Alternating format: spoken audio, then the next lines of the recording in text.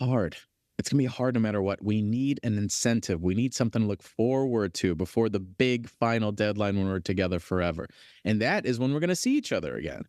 So we need to know, is it 2 weeks, 4 weeks, 5 weeks? Let's sit down and deal with it together. Let's figure that out together. And we're going to book a flight together so we have something to look forward to, because we know that goodbye at that airport rushes you. It's important for you to realize that fact of, I ain't going to have you leave me until we book when we're going to see each other again. And it's booked, it's ready to go, it's official, because life can happen either way. But we know if we don't solidify this, then, okay, well, I got this thing on the weekend, or I guess we could push 2 weeks, or I guess we push it 4 weeks, or I guess we push it there.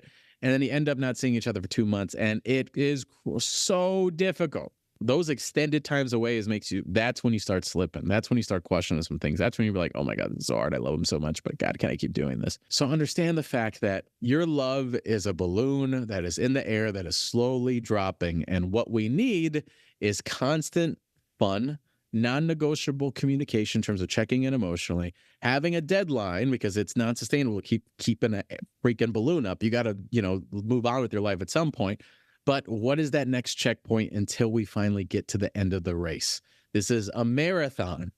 And what are those checkpoints that incentivize us to keep going, keep going, keep going, and keep going? These are some things to hold on to. These are some things to consider. These are some things to digest, and it can be worth it. Again, I know people that have had from LA to New York to Seattle to the Midwest to New York to Europe for years, and they made it work, and now they're together and they're married. But it was these non-negotiables and these action plans that they had to come into terms with. In a way, long distance can be beautiful. In a way, long distance can be magical, because it forces you to communicate. It forces you to work with another individual.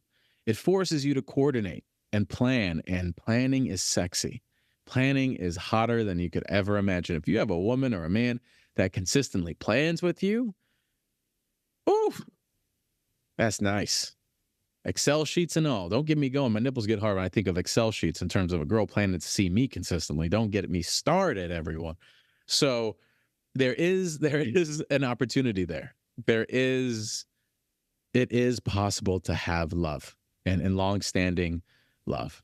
But these are some tips and tricks that you have to be non-negotiable, and your partner has to be on board. So go with God, go with everyone, go with love, and take that chance and do the damn thing. Because it can happen. It really can. And would I do another long distance? Hell no, I want to do another goddamn long distance ever again. I've done it too many times, everybody. I've done it too many damn times, all right? I just can't do it unless I have a deadline that is like, all right, 30 days, great. Or like, I don't know, who knows? I'm a freaking romantic. I'm not going to, I can't do it again. Okay, never mind. I'm conflicted. I'm a romantic. Talk to me when I meet the person. It is what it is. I'm a romantic at heart. So, but there you go. I just told you how awful it was. And even then for a second, I was like, the person's dope, then maybe. But overall, you guys have a phenomenal week. Thanks for listening. The Self-Hype Podcast.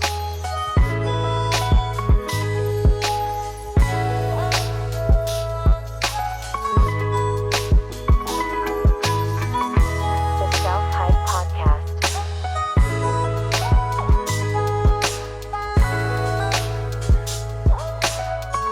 The Self-Hype Podcast.